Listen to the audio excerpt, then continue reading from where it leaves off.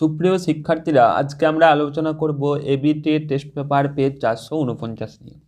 ঠিক আগের পেজের মতোই এটাতেও আমরা এমসিকিউ, এসএকিউ এবং বঙ্গানুবাদ নিয়ে আলোচনা করব। তো দেখো, প্রথম প্রশ্নটা, তপন যে বিষয় নিয়ে গল্পটি লিখেছে সেটি হলো, উত্তর হবে ঘ, ভর্তি হওয়ার প্রথম দিনের অভিজ্ঞতা নিয়ে, অর্থাৎ ঘ এর উত্তরটা ঠিক হবে।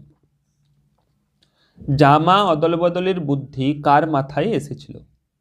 অপশন আছে ইসাবের, অমৃতের, কালিয়ার না পাঠানের। উত্তর হবে খ, অমৃতের। পরের প্রশ্ন, নদের চাঁদ কত বছর স্টেশন মাস্টারি করেছে? অপশন আছে 5 বছর, 4 বছর, 3 বছর না 2 বছর। উত্তর হবে খ, 4 বছর।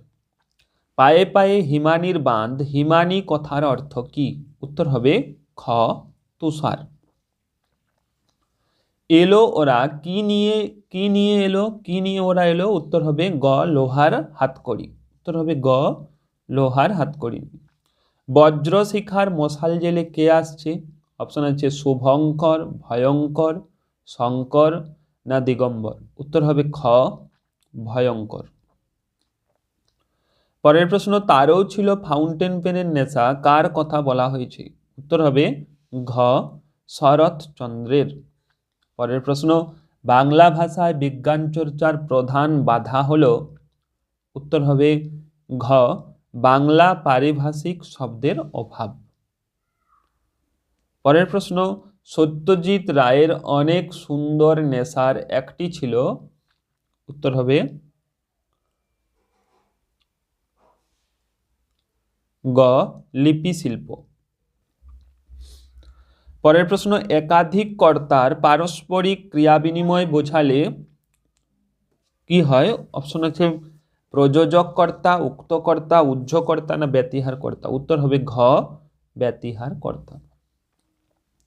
পরের প্রশ্ন, ছাগলে কি না খায় চিহ্নিত পদটি, অর্থাৎ ছাগলে পদটি কি কারক হবে? উত্তর হবে খ, কর্তৃকারক। কারণ কে দিয়ে প্রশ্ন হচ্ছে, কে কি না খায়। রামকৃষ্ণ সমাসবদ্ধ শব্দ পদটি কি সমাস? যিনি রাম তিনি কৃষ্ণ, তাই এটা হবে ক, সাধারণ কর্মধারয় সমাস। বহুব্রীহি সমাসে প্রধান হয় যে পদের অর্থ, তা হলো, অপশন আছে পূর্বপদ, পরপদ, উভয় পদ না অন্য পদ। উত্তর হবে ঘ, অন্য পদ। তোমার ভালো হোক বাক্যটি কি ধরনের বাক্য? উত্তর হবে গ, প্রার্থনা সূচক বাক্য। পরের প্রশ্ন, আয় আরো হাতে হাত রেখে আয় আরো বেঁধে বেঁধে থাকি গঠনগত দিক দিয়ে বাক্যটি হলো কি ধরনের বাক্য? অপশন আছে সরল বাক্য, জটিল বাক্য, যৌগিক বাক্য না মিশ্র বাক্য। উত্তর হবে ক, সরল বাক্য। কর্ম কর্তৃবাচ্যে অনুপস্থিত থাকে, কে অনুপস্থিত থাকে? উত্তর হবে ক, কর্তা অনুপস্থিত থাকে। পরের প্রশ্ন, তোমার নামটা বলো তো এটি কোন বাচ্যের দৃষ্টান্ত? উত্তর অপশন আছে কর্তৃবাচ্য, কর্মবাচ্য, ভাববাচ্য না কর্মকর্তৃবাচ্য। উত্তর হবে ক, কর্তৃবাচ্য। পরের প্রশ্ন হচ্ছে, দেখো এসএকিউ প্রশ্ন, সারা বাড়িতে শোরগোল পড়ে যায়, সারা বাড়িতে শোরগোল পড়ে যায় কেন? উত্তর হবে কারণ সন্ধ্যা তারা পত্রিকায় তপনের গল্প ছাপা হয়েছিল। পরের প্রশ্ন, আজ তোমাদের একটা জবর খেলা দেখাবো, বক্তা কোথায় জবর খেলা দেখাবেন? উত্তর হবে জগদীশ বাবুর বাড়িতে। পরের প্রশ্ন, বড়বাবু হাসিতে লাগিলেন, বড়বাবুর হাসির কারণ কি? উত্তর হবে জগদীশ বাবু গিরিশ মহাপাত্রের অদ্ভুত পোশাক, আচরণ এবং মিথ্যা কথা বলার প্রবণতা দেখে তাকে ছেড়ে দেওয়ার কথা বললে বড়বাবু হাসতে লাগলেন। পরের প্রশ্ন, ওরা ভয়ে কাঠ হয়ে গেল, ওরা কি কারণে ভয়ে কাঠ হয়ে গেল? উত্তর হবে কালিয়ার সঙ্গে কুস্তি লড়তে গিয়ে ইসাবের নতুন জামার পকেট 6 ইঞ্চি পরিমাণ ছিঁড়ে গিয়েছিল। ইসাবের বাবা দেখতে পেলে কি করবেন সেই ভয়ে অমৃত ইসাব কাঠ হয়ে গিয়েছিল, ভয়ে কাঠ হয়ে গিয়েছিল। এখানে তোমরা ভয়ে শব্দটা যোগ করবে। পরের প্রশ্ন দেখো, আজ তার মনে হইল, কি মনে হয়েছিল? উত্তর হবে তার মনে হয়েছিল কি প্রয়োজন ছিল ব্রিজের, ব্রিজ তৈরির জন্যই নদীর গতিপথ সংকুচিত হয়েছিল। পরের প্রশ্ন অর্থাৎ 2.2 এর প্রশ্নগুলো দেখে নাও। দেখো 2.2.1 প্রশ্ন। প্রথম প্রশ্ন আছে বেঁধে বেঁধে থাকি, বেঁধে বেঁধে থাকার অর্থ কি? উত্তর হবে বেঁধে থাকার অর্থ হলো সঙ্গবদ্ধ থাকা। পরের প্রশ্ন, কৃপণ আলোর অন্তঃপুরে বাক্যটিতে কবির বক্তব্য কি? উত্তর হবে কৃপণ আলোর অন্তঃপুরে কথার অর্থ যেখানে আলোর পথ সুগম নয়। এর দ্বারা কবি আফ্রিকার দুর্গম ও অন্ধকারাচ্ছন্ন পরিবেশের কথা বলেছেন।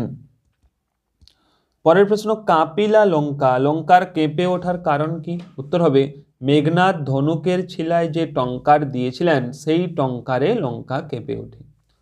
পরের প্রশ্ন, সিন্ধু পারের সিংহদ্বারে কথাটির অর্থ কি? উত্তর হবে আক্ষরিক অর্থে সমুদ্র তীরের দ্বীপভূমি আন্দামানের কারাগারের ফটক অর্থাৎ সেলুলার জেল। পরের প্রশ্ন, খড়কুটো বলতে কি বোঝানো হয়েছে? উত্তর হবে খড়কুটো বলতে কবি গানকে বুঝিয়েছেন। পরের প্রশ্ন, স্টাইলাস কি? উত্তর হবে স্টাইলাস হলো ব্রোঞ্জের শলাকার পোশাকি নাম। পরের প্রশ্ন, শুরুর দিকে ফাউন্টেন পেনের নাম কি ছিল? উত্তর হবে রিজার্ভার পেন। পরের প্রশ্ন, বৈজ্ঞানিক সন্দর্ভ বোঝা কখন কঠিন হয়? উত্তর হবে আমাদের দেশের জনসাধারণের প্রাথমিক বিজ্ঞানের সঙ্গে কিছুটা পরিচয় না থাকায় বৈজ্ঞানিক সন্দর্ভ বোঝা কঠিন হয়। পরের প্রশ্ন, এই ধারণা পুরোপুরি ঠিক নয়, কোন ধারণার কথা বলা হয়েছে? উত্তর হবে অনেকে মনে করেন পারিভাষিক শব্দ বাদ দিয়ে বক্তব্য প্রকাশ করলে রচনা সহজ হয়, এই ধারণার কথা বলা হয়েছে। এরপর এই পেজের ব্যাকরণের উত্তরগুলো দেখে নাও।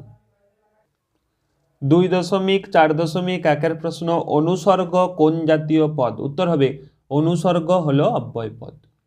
পরের প্রশ্ন, সমধাতুজ কর্মের একটি উদাহরণ দাও। উত্তর হবে অসীম স্নেহের হাসি হাসছে।